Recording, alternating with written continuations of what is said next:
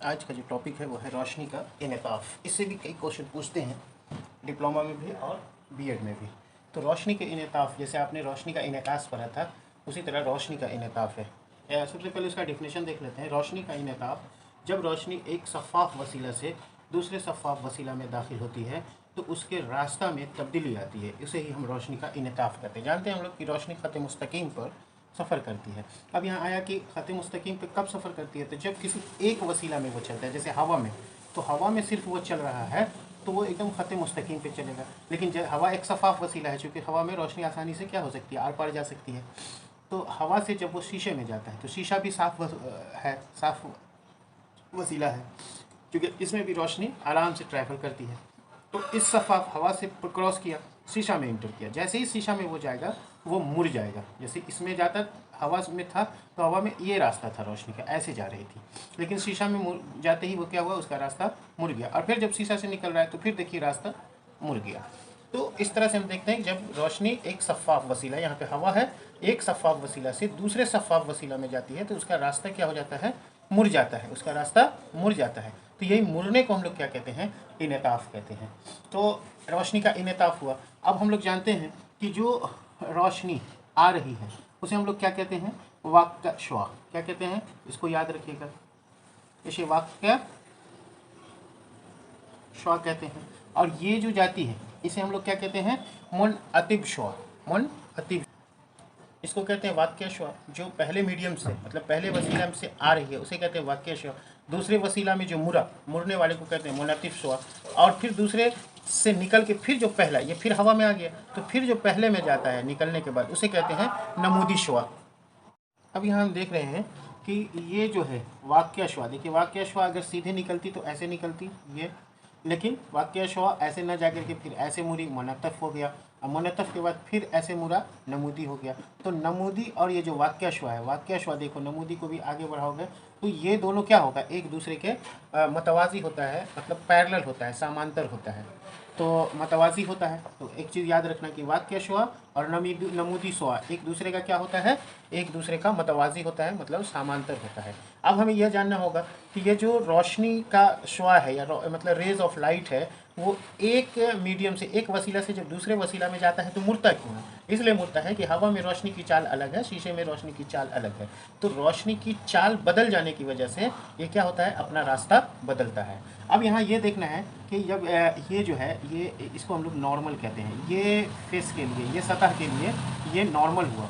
तो जब हम लोग देखते हैं कि कम कसाफत वाले से ज़्यादा कसाफत वाले में जा रहा है, कम कसाफत से ज़्यादा कसाफत में जा रहा है, तो रेस जो होती है, रोशनी की श्वा जो होती है, किधर मुड़ती है, वो नॉर्मल की तरफ। देख रहे हैं ऐसे निकलना चाहिए लेकिन वो इधर मुड़ गया, नॉर्मल की तरफ मुड़ता है। तो जब ज़्यादा कसाफत में जाता है तो वो नॉर्मल की तरफ मुड़ता है, जिसे हम लोग, नॉर्मल को हम लोग क्या कहते हैं, अमूद भी कहते हैं। अमूद क्या कहते हैं, नॉर्मल को, नॉर्मल को हम लोग अमूद भी कहते हैं। तो वो अमूद की तरफ मुड़ जाता है, ये याद रखना होगा कि जब कम कसाफत से, हवा कम डेंसिटी का होता है, आप जानते हैं शीशा ज़्यादा डेंसिटी का होता है, तो कम कसाफत से ज़्यादा कसाफत में जाते हैं तो जो मुनातिफ श्वा है वो किधर मुड़ता है, अमूद की तरफ मुड़ता है। और जब जब ये शीशा से अगर हवा में जाता तो किधर मुड़ जाता, अमूद से दूर जाता, मतलब नॉर्मल से दूर भागता है। जैसे यहाँ देखिए शीशा से निकल रहा है, शीशा से निकलने के बाद ये हवा में जा रहा है, तो इसकी शीशा में वो कैसे चल रहा है, शीशा में ऐसे सीधे चल रहा है तो वो ऐसे आता, लेकिन ऐसे ना आकर के किधर मुड़ गया, इधर मुड़ गया। तो नॉर्मल ये है, नॉर्मल की तरफ चल रहा था लेकिन नॉर्मल से अब और दूर भाग गया।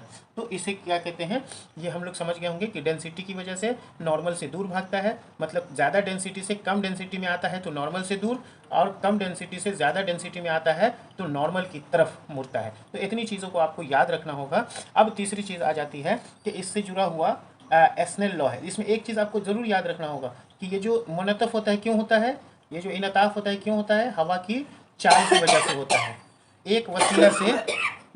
एक वसीला से दूसरे वसीला में जब रोशनी की श्वा जाती है तो दोनों वसीले में चाल में जब डिफरेंस आएगा, फ़र्क आएगा, तभी वो मुड़ेगा।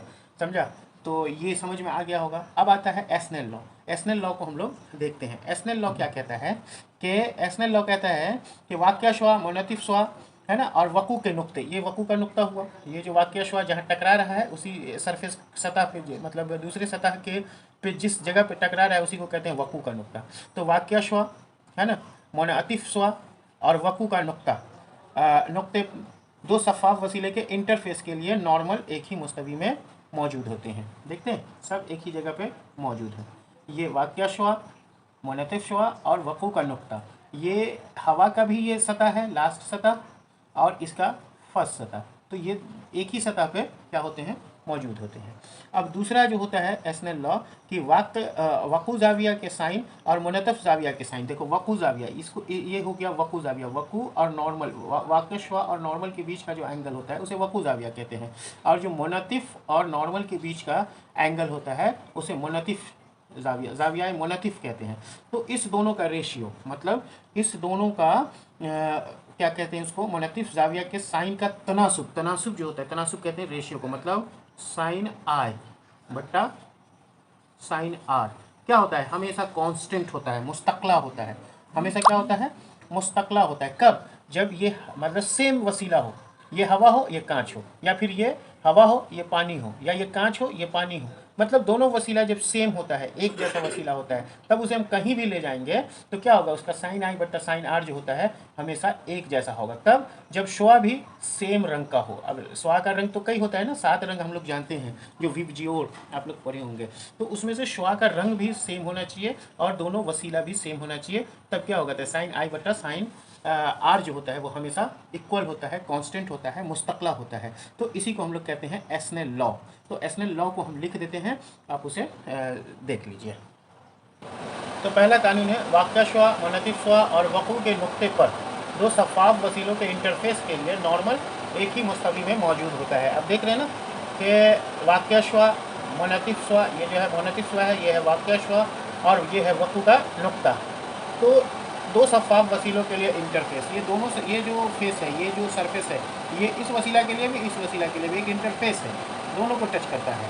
तो इस पर जो नॉर्मल है, नॉर्मल ये दोनों के लिए मुस्तवी एक जैसा होता है। तो ये है पहला कानून। अब दूसरा कानून देखते हैं। दूसरा कानून है वकू जाविया, ये देख रहे हैं, ये जाविया वकू जाविया के साइन और मुनअतिफ जाविया, ये है मुनअतिफ जाविया के साइन का तनासुब एक दिए हुए रंग की रोशनी, मतलब एक ख़ास रंग, रेड हो, ब्लू हो, ग्रीन हो, दिए हुए ख़ास रंग की रोशनी और दिए हुए वसीलों के जोड़े, मतलब ये हवा है, शीशा है, तो हर जगह पे हमें हवा शीशा पे ही लेना होगा, और रेड लाइट दिया हुआ है तो रेड लाइट को लेना होगा, या फिर ब्लू दिया हुआ है तो ब्लू, कहीं पे पानी दिया हुआ है तो हवा पानी को लेंगे। तो जोड़े के लिए मुस्तकला, दिए हुए वसीलों के जोड़े के लिए मुस्तकला कांस्टेंट होता है, मतलब साइन आई बट्टा साइन आर का जो तनासुब है, तनासुब रेशियो, वो हमेशा मुस्तकला होता है। तो इसी नियम को हम लोग कहते हैं, ये जो नियम है और जो पहला नियम है, इस दोनों को ही हम लोग कहते हैं एस्नेल के इनकाफ का कानून। तो क्या कहते हैं इसको, एस्नेल लॉ ऑफ रिफ्रैक्शन, एस्नेल के इनकाफ का कानून। ये क्या हो गया, एस्नेल लॉ ऑफ रिफ्रैक्शन। तो आप समझ गए होंगे एस्नेल लॉ ऑफ रिफ्रैक्शन भी, कि एस्नेल लॉ ऑफ रिफ्रैक्शन में क्या होता है, साइन आई बट्टा साइन आर जो होता है वो हमेशा कांस्टेंट होता है। जो अब हम लोग देखने जा रहे हैं इनताफ़ी एशारिया, मतलब रिफ्रैक्टिव इंडेक्स। तो रिफ्रैक्टिव इंडेक्स हम लोग कहते किसे हैं, तो एक चीज़ जान लीजिए कि रिफ्रैक्टिव इंडेक्स निकालने के लिए, जैसे ये हवा एक वसीला है और शीशा दूसरा वसीला है, तो हवा से रोशनी चलते हुए किस में आया, शीशा में आया। तो अगर हम शीशा का रिफ्रैक्टिव इंडेक्स निकाल रहे हैं, शीशा मतलब शीशा में चाल कितना है, V2 है, हवा में V1 है। तो अगर हम लोग शीशा का रिफ्रैक्टिव इंडेक्स निकाल रहे हैं तो हमें क्या निकालना होगा, कि शीशा है V2, तो N2 का अगर रिफ्रैक्टिव इंडेक्स निकाल रहे हैं तो हमें क्या लिखना होगा, कि हवा में रोशनी की चाल, किसके रेस्पेक्ट में, किसकी मुनासबत में, हवा की मुनासबत में, तो हवा के में रोशनी की चाल बट्टा शीशा में रोशनी की चाल। तो इस तरह से ये निकलता है। इसी को हम लोग ऐसे भी लिख सकते हैं N2 1, मतलब हवा के फर्स्ट वसीला के रेस्पेक्ट में दूसरे का हमें निकालना है, तो फर्स्ट वसीला की स्पीड से, फर्स्ट वसीला में रोशनी की स्पीड से दूसरे वसीला में जो रोशनी की स्पीड है उसको हम लोग क्या करते हैं, डिवाइड करते हैं। तो उसी तरह अगर हम लोग दूसरे वसीला के रेस्पेक्ट में पहले वसीला का निकालें, मतलब इसकी मुनासबत में हवा का रिफ्रैक्टिव इंडेक्स निकालेंगे, तो उसे हम लोग इस तरह से लिखेंगे N1 2, मतलब दो में जो चाल है V2 बट्टा V1, ये क्या है कि दूसरे का मतलब पहले का रिफ्रैक्टिव इंडेक्स निकाल रहा है, इसका रिफ्रैक्टिव इंडेक्स इसके रेस्पेक्ट में, इसकी मुनासबत में। तो इस तरह से हम समझ गए होंगे कि जिसकी मुनासबत में निकालना रहता है उसकी चाल को ऊपर लिखते हैं, और जिसका निकालना रहता है उसको उसमें रोशनी की चाल को नीचे लिखते हैं। अब हम लोग पहले से जानते हैं कि खला में जो रोशनी की चाल होती है 3 × 10⁸ मीटर पर सेकंड होती है, जो किसी भी वसीला में रोशनी की चाल सबसे तेज़ है, और जो खला में है उसी को हम लोग हवा में भी रोशनी की चाल मान लेते हैं। तो जब हवा के रेस्पेक्ट में या खला के रेस्पेक्ट में मुनासबत में किसी भी वसीला का रिफ्रैक्टिव इंडेक्स निकालने को कहता है तो इसे हम लोग कहते हैं मुतलक इनताफ़ी एशारिया। क्या कहते हैं इसे? मुतलक इनताफ़ी एशारिया। मुतलक इनताफ़ी एशारिया का मतलब ही हुआ कि जैसे हवा में जो रोशनी की चाल है उसे हम लोग सी मान लेते हैं, हवा में रोशनी की चाल सी मान लेते हैं, और वसीला 2 में जो रोशनी की चाल होती है उसे हम लोग वी मानते हैं। क्या मानते हैं? वी मानते हैं। हवा में रोशनी की चाल को सी मानते हैं और जो दूसरा होता है वसीला उसमें वी मानते हैं। तो यहाँ पे मुतलक इनताफ़ी एशारिया जो होता है वो किसके बराबर होता है? सी बट्टा वी के बराबर होता है। तो इसे हम लोग मुतलक इनताफ़ी एशारिया कहते हैं। मतलब क्या? हवा में रोशनी की चाल बट्टा जो दूसरे वसीला है उसमें रोशनी की चाल। इसे हम लोग ऐसे दिखाते हैं, NM सी बाई वी। मतलब मीडियम का इनताफ़ी, किसी भी मीडियम का इनताफ़ी एशारिया सी बट्टा वी होता है। वी का मतलब हो गया कि उस वसीला में रोशनी की चाल जिसका हमें इनताफ़ी एशारिया निकालना है, और सी का मतलब हो गया हवा में रोशनी की चाल। तो इसी मुतलक इनताफ़ी एशारिया को ही हम लोग जनरली इनताफ़ी एशारिया के नाम से जानते हैं। इसी मुतलक इनताफ़ी एशारिया को ही हम लोग क्या जानते हैं? इनताफ़ी एशारिया के नाम से जानते हैं, रेफ्रैक्टिव इंडेक्स के नाम से जानते हैं। तो कुछ चीज़ों का इनताफ़ी एशारिया हम देख लेते हैं, जो ख़ास इनताफ़ी एशारिया है उसे हम लोग देख लेते हैं।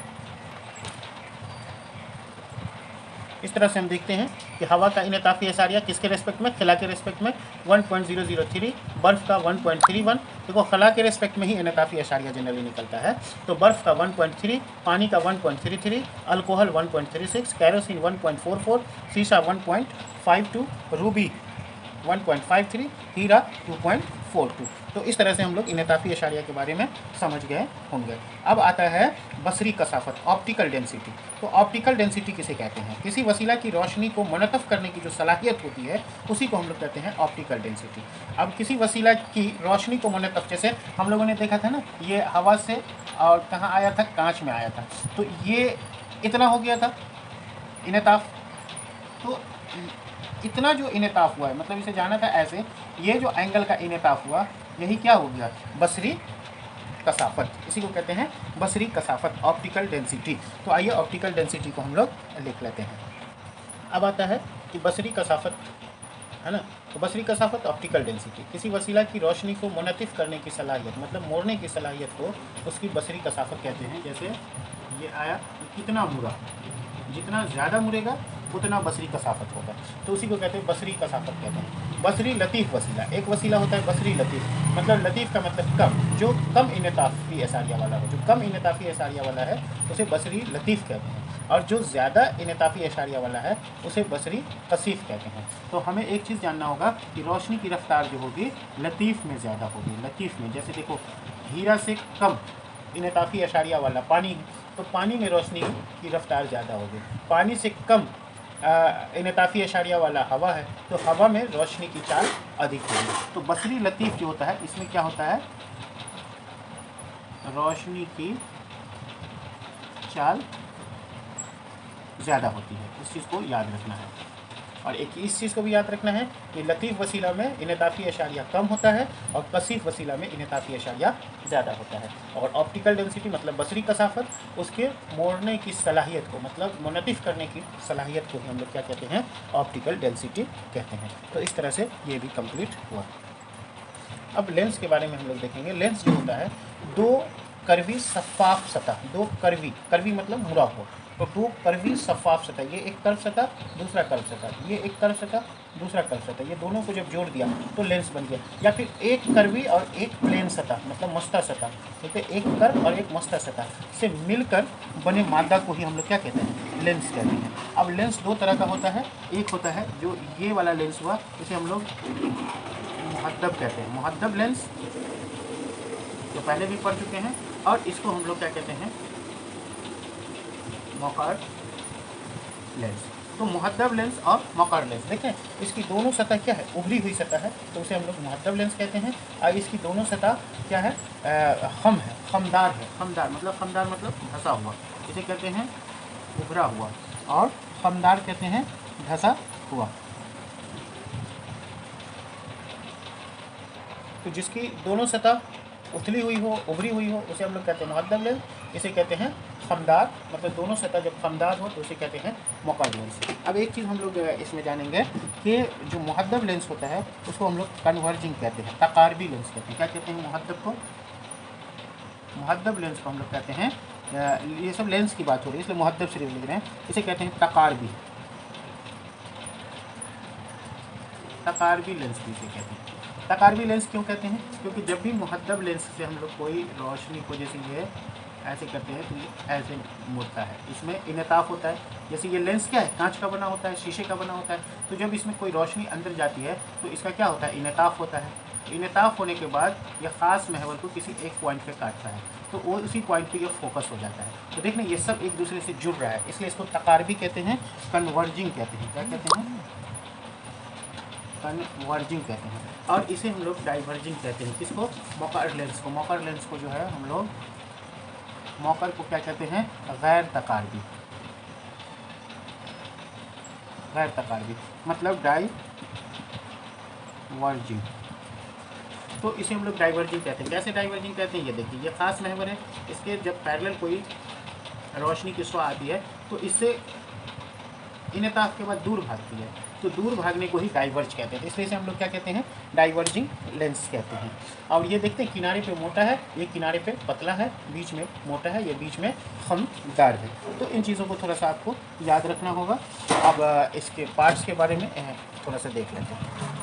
तो अब थोड़ा सा देखते हैं, जो ये लेंस बना होता है, लेंस दो कुर्रों से मिलकर बना होता है। दो कुर्रों के कर्वी पार्ट को काट करके बना होता है। जैसे देखिए ये वाला कर्वी पार्ट है, ये एक कुर्रे का पार्ट है, तो इस कुर्रे से, सफाफ कुर्रे से इसको काट, कुर्रा मतलब गोला है ना, एस्फेयर, तो उस एस्फेयर से इसको काट लिया, और फिर ये एक एस्फेयर है, इससे इसको काट लिया, तो दो एस्फेयर के कुर्रे से ये मिलकर बना होता है। तो जो एस्फेयर से बना हुआ है, जिस कुर्रे से बना हुआ है, उसके सेंटर को हम लोग क्या कहते हैं?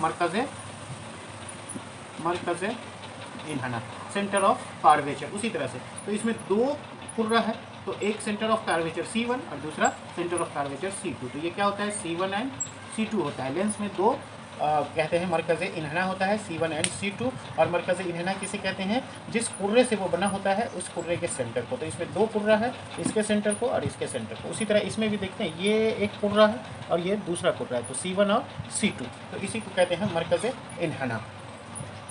अब दूसरा देखते हैं, जो दोनों मरकज़ इन्हना होता है, ये वाला और ये वाला,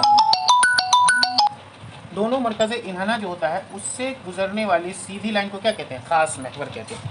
दोनों, ये मरकज़ इन्हना, ये मरकज़ इन्हना, दोनों मरकज़ इन्हना से गुजरने वाली सीधी लाइन को क्या कहते हैं? ख़ास महवर। उसी तरह यहाँ भी है, इसमें भी है, तो ये दोनों मरकज़ इन्हना से गुजर रही है, इसे कहते हैं ख़ास महवर। अब तीसरा आता है, अब है नूरी मरकज़। तो ये जो लेंस है ना, लेंस के सेंटर को, ये लेंस का जो सेंटर है, और इसमें भी देख रहे हैं लेंस का जो सेंटर है, उस सेंटर को, उस मरकज़ को हम लोग कहते हैं नूरी मरकज़। क्या कहते हैं उसे? नूरी मरकज़। अब इसे हम लोग O से दिखाते हैं। इसे किससे दिखाते हैं? O से दिखाते हैं। तो O और C के बीच की जो दूरी होती है, इसे यहाँ पे हम लोग कहते हैं R। ठीक है, ये इधर भी होता है, अगर इधर जाए तो इधर होगा R, जो हम लोग वहाँ देखे थे। और जहाँ पे, जैसे अभी इसमें बताया था ना हमने, ऐसे करके इस दोनों के बीच में जो एक पॉइंट होता है, दोनों के बीच का जो एक खास पॉइंट होता है, जो हाफ होता है, उसे क्या कहते हैं? फोकस कहते हैं। और ख़ास महवर के मतवाज़ी जब भी कोई शुआ आती है तो इनताफ के बाद उसी F से गुज़रती है या गुज़रती हुई मालूम होती है। देखते हैं, ये शुआ आई और F से गुज़र गई, इनताफ हुआ यहाँ पे, इनताफ के बाद किससे गुजरी? F से गुजरी। और इसमें क्या होगा? ऐसे ये खास महवर के पैरेलल एक शुआ आई, इसका इनताफ ऐसे हुआ, लेकिन इनताफ ऐसे हुआ तो क्या होगा? ये लगेगा कि F1 से ये गुज़र रहा है, तो F1 से गुज़र रहा है ऐसा लगेगा। तो इनताफ के बाद या तो F से गुज़र जाए या F से गुज़रता हुआ मालूम हो, और ख़ास महवर को जिस पॉइंट पे वो टच करता है उसी पॉइंट को हम लोग कहते हैं प्रिंसिपल फोकस, मतलब के ख़ास फोकस, उसी को कहते हैं। तो ये हो गया ख़ास फोकस, ये हो गया ख़ास फोकस। एक चीज़ याद रखना है कि मोकार लेंस में ख़ास फोकस बाएं साइड होता है और मुहद्दब लेंस में दाएं साइड होता है। तो हमने देखा कि जो मुतवाज़ी शुआ है, ख़ास महवर के मुतवाज़ी शुआ है, लेंस से मुनतिफ़ होने के बाद जिस पॉइंट पे कटता हुआ मालूम होता है, ख़ास महवर को जिस पॉइंट पे टच करता हुआ मालूम होता है, या इसमें देख रहे हैं टच करता है, डायरेक्टली टच करता है या टच करता हुआ मालूम होता है। ये तो इधर चला गया, लेकिन इसे हम पीछे बढ़ाएंगे तो यहाँ पे टच करता हुआ मालूम होगा। तो ख़ास महवर को जिस पॉइंट पर, जिस नुक्ता पे टच करता हुआ मालूम होता है, उसी को हम लोग कहते हैं, क्या कहते हैं, ख़ास फोकस या प्रिंसिपल फोकस। तो इसके और इसके बीच की दूरी को, एफ और ओ के बीच की दूरी को हम लोग कहते हैं फोकल लंबाई। फोकल लंबाई जो पहले पढ़ चुके हैं, इसलिए उसको उतना आईना में देख चुके हैं, उसी को फोकल लंबाई कहते हैं। फोकल लंबाई को हम लोग एफ से डिनोट करते हैं। तो यहाँ पे नूरी मरकज़ और एफ के बीच की दूरी को हम लोग कहते हैं फोकल लंबाई। तो अब हम लोग देखेंगे इस पर सबीहा कैसे बनता है। जैसे हम लोग ने आईना में सबीहा बनाया था, उसी तरह से यहाँ भी लेंस में भी सबीहा बनता है। तो सबीहा कैसे बनता है वो हम लोग देखते हैं। तो सबीहा बनाने से पहले हमें कुछ कानून को देखना है। जैसे आईने में भी हमने देखा था कि जब ख़ास महवर के मुतवाज़ी पैरेलल कोई शुआ आती है तो वो इनअताफ़ के बाद कहाँ से गुजरती है, एफ़ से गुजरती है। या जब मुक़र्रर लेंस रहेगा तो एफ़ से गुजरती हुई, एफ़ पे मरकूज़ होती हुई मालूम पड़ती है। अब दूसरा कानून है कि जब F1 से होते हुए रोशनी की शुआ लेंस पर पड़ती है तो इनअताफ़, देखो ये लेंस पे पड़ा, तो इनअताफ़ के बाद क्या होता है, ख़ास महवर के मुतवाज़ी मतलब समांतर वो चली जाती है। इनअताफ़ के बाद, मुनतिफ़ होने के बाद क्या कैसे चली जाती है, ख़ास महवर के समांतर, तब जब एफ़ से होते हुए लेंस पे आती है। तो उसी तरह से इसमें भी होता है मुक़र्रर लेंस में कि देखिए ये एक ऐसी शुआ है जो अगर सीधी जाती तो एफ़ पे जाती, लेकिन उससे पहले लेंस आ गया तो लेंस उसे मुनतिफ़ कर दिया। मुनतिफ़ किया तो किसके, ख़ास महवर के समांतर। तो दूसरा ये लॉ है। तीसरा लॉ देखते हैं। तीसरा लॉ है कि जब नूरी मरकज़, ये नूरी मरकज़ है ना, ऑप्टिकल सेंटर, जब नूरी मरकज़ से कोई शुआ क्रॉस करती है तो वो सीधे निकल जाती है, उसमें कोई इंतशार नहीं होता है, मतलब उसमें कोई इंतशार नहीं होता है, कोई इनहराफ नहीं होता है, उसमें कोई इनहराफ नहीं होता है, इनहराफ नहीं होता है।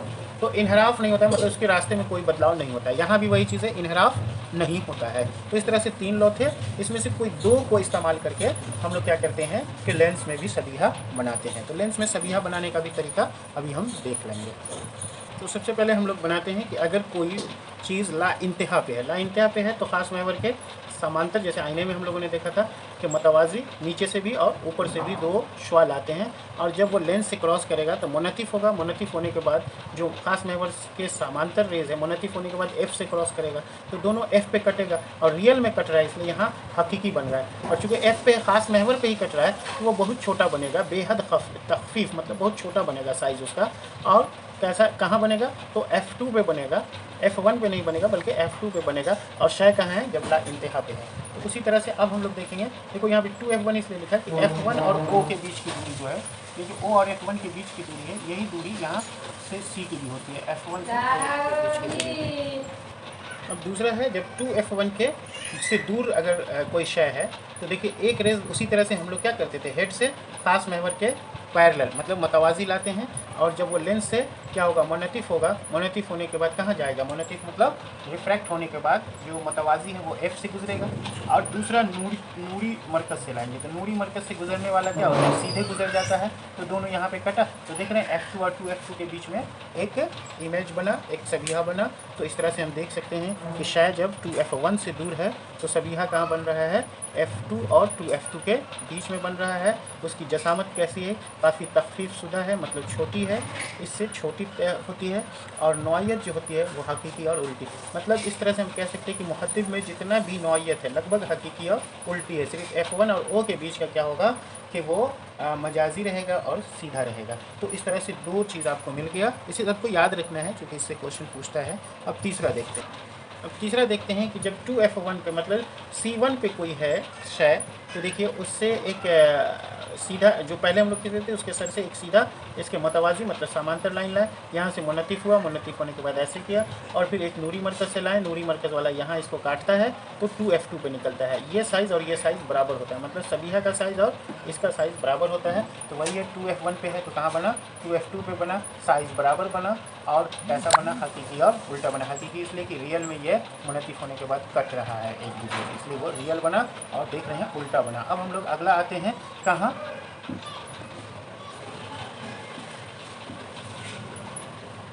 अब अगला आ जाते हैं यहाँ,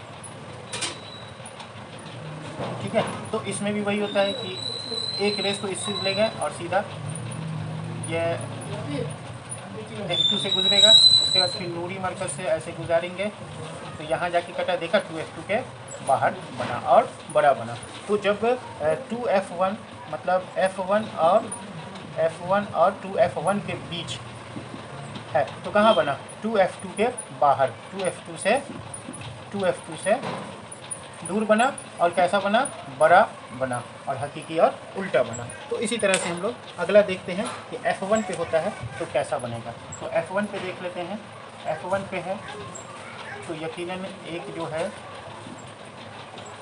देखिए F1 पे है तो एक तो ऐसे ही जाएगा और इससे इनेताफ़ के बाद F2 से क्रॉस होगा और दूसरा कहाँ से जाएगा, नूरी मरकज़ से जाएगा। तो देख रहे हैं दोनों एक दूसरे के पैरेलल जा रहा है, मतलब मतवाज़ी जा रहा है। मतवाज़ी जाएगा तो कहीं पे कटेगा नहीं, इसका मतलब इमेज बनेगा नहीं। तो इसे हम लोग कहते हैं ला इंतहा पे बनता है। कहाँ बनता है, ला इंतहा पे। जब कहाँ हो, F1 पे हो।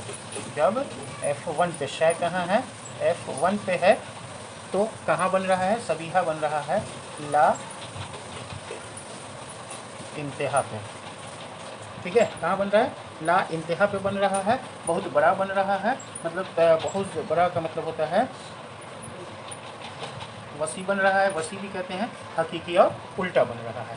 अब F1 और O के बीच में अगर है, इसी को हम लोग कहाँ ले आए, F1 और O के बीच में ले आए, तब कैसा बनेगा, देखिए यहाँ ये F1 और O के बीच में है तो ये ऐसे चला गया और ये ऐसे चला गया। जो नूरी मरकज़ से गया इधर गया, ये इधर गया, दोनों एक दूसरे से दूर भाग रहा है। तो इसे हम लोग क्या करेंगे, मिजाज में बढ़ाएंगे पीछे, तो यहाँ बनेगा, यहाँ क्या बन रहा है, पीछे बन रहा है और बड़ा बन रहा है। तो हम लोग देखेंगे F1 और नूरी मरकज़ के बीच अभी कहाँ है शय, F1 और O के बीच। तो कहाँ बन रहा है, लेंस के शय की तरफ ही, लेंस के उसी तरफ जिधर शय है, मतलब लेंस के उसी तरफ, लेंस के उसी तरफ जिस तरफ शय है, ठीक है। कैसा बना, बड़ा बना, लेकिन यहाँ पे क्या बना, देख रहे हैं ना हम लोग, मिजाज में इसको पीछे की तरफ जब रोटेट, रियल में तो नहीं कटा, तो हम लोग अपने मन से इसे काटे हैं, इसलिए कैसा बना, मजाजी बना और सीधा बना। कैसा बना, सीधा बना। तो इस तरह से हम लोगों ने देख लिया कि मुहद्दब लेंस में जो 6 इमेज बन रहा है वो किस तरह से बन रहा है। अब हम लोग इसी को मौकर लेंस में भी देखेंगे। मौकर लेंस में सिर्फ 2 इमेज बनेगा। अब देखिए मौकर लेंस में क्या होता है, मौकर लेंस में जब इन्फिनिटी पे है तो इन्फिनिटी पे हम पहले ही बता दिए हैं कि ख़ास महवर के समांतर ऊपर से और नीचे से दोनों तरफ से लाना होगा। तो वो क्या होगा, यहाँ से इनताफ़ करने के बाद ऐसे चला जाएगा, ऐसे चला जाएगा, तो दोनों एक दूसरे से तो कटेगा नहीं। तो हम लोग क्या करते हैं, इमेजिंग में इसे काटते हैं, तो ये F1 पे कटेगा। तो ला इंतहा पे है शायद, तो इमेज कहाँ बना, F1 पे बना। चूँकि महवर पे ही दोनों कट रहा है तो नुक्ता के बराबर बिल्कुल छोटा बनेगा, नौयत मिजाजी और सीधा होगा। और उसी तरह से अगर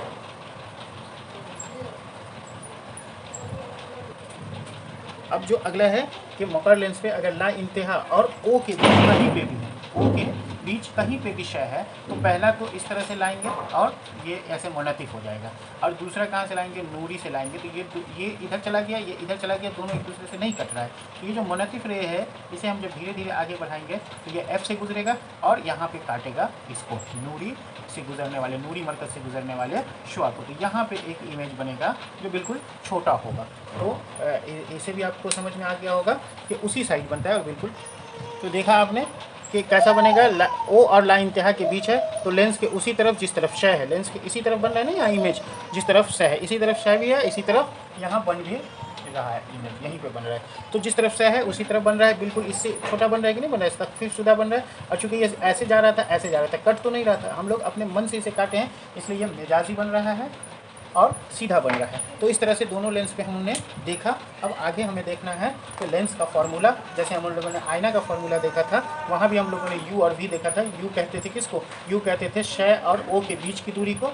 ये जो शय है उसमें भी ये जो शय है इससे O के बीच की दूरी को U कहते हैं, और इमेज और O के बीच की दूरी को V कहते हैं। तो और F तो हम लोग जानते ही हैं कि जो मुख्य फोकस होता है, मतलब मेन फोकस होता है, उसकी दूरी को F कहते हैं। तो लेंस का फार्मूला लेंस फार्मूला क्या होता है? लेंस फार्मूला होता है 1/v minus 1/u equal to 1/f, मतलब 1/f इक्वल टू जो होता है 1/v माइनस 1/u के बराबर होता है। इसे हम लोग लेंस का फॉर्मूला कहते हैं। और यहाँ भी वही है, इसकी हाइट को क्या कहते हैं? जो शय होता है उसकी हाइट को h कहते हैं, और जो सबिया होता है उसकी हाइट को हम लोग h डैश कहते हैं। तो यहाँ भी हमें तकवीर निकालना है, तो तकवीर जैसे पहले निकाले थे, तकवीर जिसे m कहते हैं, तो m इक्वल टू हम लोग पहले भी निकाले थे, क्या होता था? h डैश बट्टा h, तो वही यहाँ भी होगा h डैश बट्टा h। लेकिन एक चीज़ होता है, v और u के रेस्पेक्ट में भी, मुनासबत में भी वहाँ निकाले थे, तो वहाँ माइनस v बट्टा u किए थे, यहाँ सिर्फ v बट्टा u होता है। तो इस तरह से हम लोग तकवीर भी देख लिया और ये चैप्टर हमारा कंप्लीट हुआ। और इस चीज़ को आप याद रखिए, तो इंशाल्लाह जो लाइट का रिफ्रैक्शन और रिफ्लेक्शन है उससे आपको कम से कम 3-4 क्वेश्चन ज़रूर आते हैं हर एग्ज़ाम में। तो आप इसे कंप्लीट कीजिए, आप 2-4 क्वेश्चन और आगे बढ़ सकते हैं। ठीक है, अब आपसे गुजारिश है कि आप इसको सब्सक्राइब करें अगर सब्सक्राइब नहीं किए हुए हैं, और अगले वीडियो का इंतज़ार करें। ज़रूर आपके लिए एक बेहतर वीडियो फिर मैं लेकर के आऊँगा।